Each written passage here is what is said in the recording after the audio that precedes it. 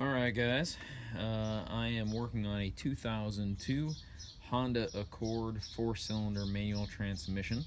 This is my daily driver. It's got 170,000 miles on it.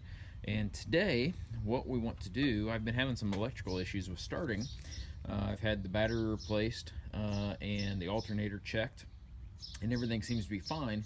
But what I've noticed is, although the terminals are nice and clean, the wires themselves are both corroded and fraying significantly, both on the positive and the negative side. And in fact, if I can get the camera down here, right there you can see that the negative is completely exposed all the way down there as well. And so what we're going to do today is we're going to go ahead and fix that. And so what we have today are a few things. We have some WD-40 in case I have issues with getting some of those screws out.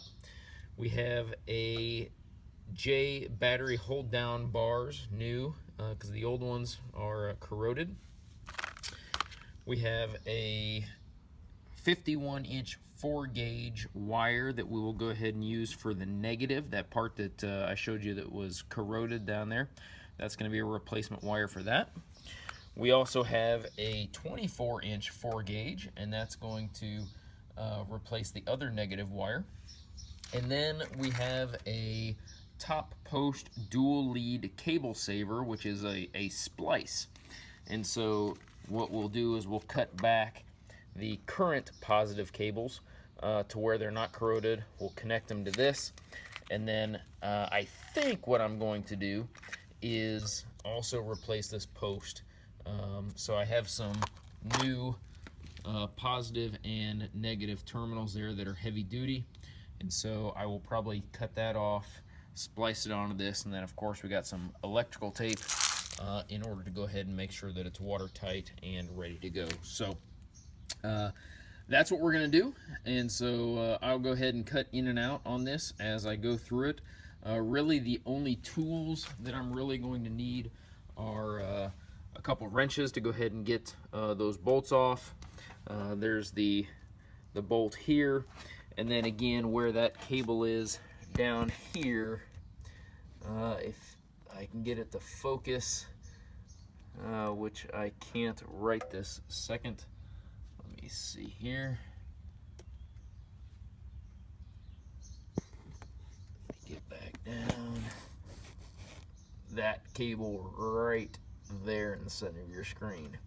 So I'll go ahead and remove all those things and we'll get started. Alright guys, just a quick update on some of the tools I'm going to be utilizing here. So I have a battery powered impact wrench that I will go ahead and utilize with that post there, as well as a socket set. I have electrical tape dispenser, I have a razor blade to go ahead and take the shielding off of the cables. I have a wire stripper, not sure that will work or not. If not, no big deal. I can go ahead and pull that off with the razor blade. We then have a bolt cutter as well as some tin snips. Now, I don't probably have the correct tools to go ahead and cut through these cables, but I figure between the two of those, I can go ahead and cut through them no problem. So those are the tools that I'll be using, and we'll go ahead and get started, and I'll let you know once the battery's disconnected, and we'll go from there. Alright guys, we're back. We have the battery leads removed, both the positive and the negative. Then I've also removed this bracket. We'll go ahead and get this out of the way and get the other wire here as well, or the other J clamp. Alright, so I will lift the battery out and we'll go ahead and move on to the next step of clipping both the positive and the negative wires so that we can go ahead and remove them. Alright guys, a bit of an update. The negative cable is now completely off. Down in there, sort of center of your screen, it's a little, there it's in focus, just below that top bolt. That bottom one, that's where we had to disconnect, and just as a way of an update, I needed to go ahead and utilize a different socket and socket wrench that is, and needed to put an extension on. So here is, it's a 10 millimeter, but then had to have an extension on there in order to get down there, and that could just be based upon the size of my hands and things as well. But the cable is currently out, and we will go ahead and get the new one installed. Alright guys, by way of update, we have the two negative cables, brand new cables, connected. So down here you can see the shiny piece right there in the middle, and that is the new cable, which is then wired up through here and then comes out to an end here. I had to clip off the end so that I can go ahead and connect it to the terminal. And then this is the second new one going to the body, and then again clipped off to the end so that those two can be put together in the negative terminal right there. So what we will do next is the splicing of the positive, and so I will take these, cut these back about right here on both sides, and then what that will allow us to do is be able to use this cable saver splicer. Those cables will then go into each one of these terminals, be locked down, covered up, and then I think what I'm going to do here again, because I don't like this lightweight connector, is I will go ahead and cut, give me just a second here. Sorry, trying to film with one hand and work with one hand. Is I will go ahead and pull this back and cut it. You can see the copper right in there possibly. And it's not going to focus, but there's copper in there. Go ahead and cut that back, and then go ahead and put that into the positive post here. And then at the end, what I'll do is on all these, once those are connected, is I'll go ahead and wrap those all in the black electrical tape to make sure we don't get any water, and hopefully the corrosion does not come back. So that's what I'm going to do. So I will give you an update here in just a minute. Alright guys, another quick update. So the one positive cable I already have connected. This one I just went ahead and stripped down and made sure that there was enough room.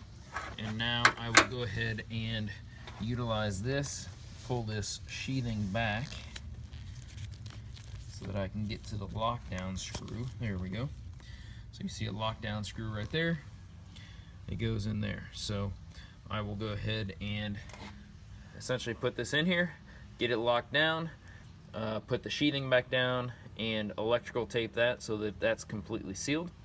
And I will go ahead and do the same thing with the negative cables. I'll strip those down and then go ahead and get those connected to the terminal as well. And we should be probably about 10 minutes away from starting the car.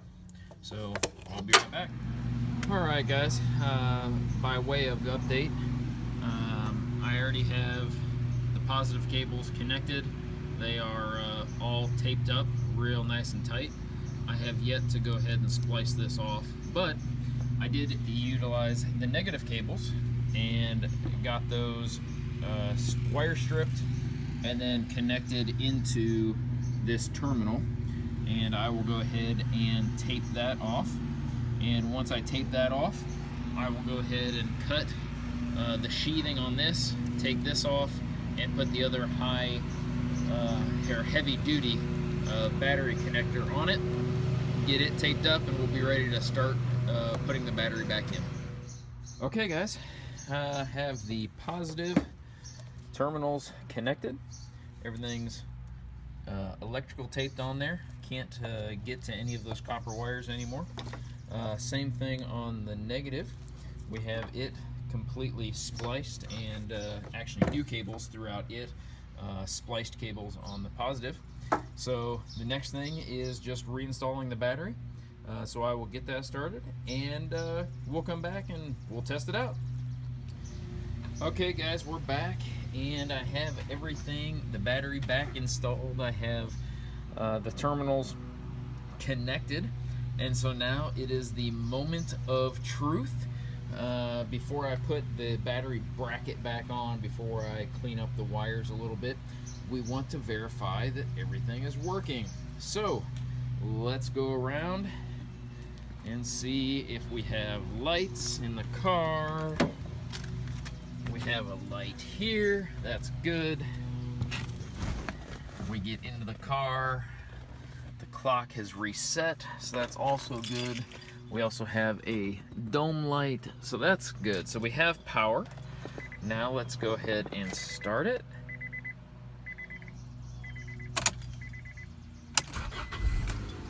And we have all of our dash lights. So all of that is functioning, radio is functioning, and we're good to go. So that has been successful, and in theory, we should not have any more starting issues in regards to the battery. So hopefully this was helpful for all of you. It was my first time attempting it, and so do not be afraid to attempt something similar if you're having issues. I did go through a few more tools than what I thought, as you can see here. Different size socket wrenches, a couple of flat pliers, etc. But really it wasn't anything out of the ordinary. So anybody with a set of sockets and a few wrenches should be able to go ahead and do this job without a problem. Again, I'll go through, tidy up all of these wires here, make sure they're not going to go anywhere. I'll reinstall the battery, actually the new J battery holder that's going to go on here, and we should be all set. Thanks so much for joining me. If you like this video, go ahead and give me a thumbs up, or if you have any comments, please feel free to comment. Ciao for now.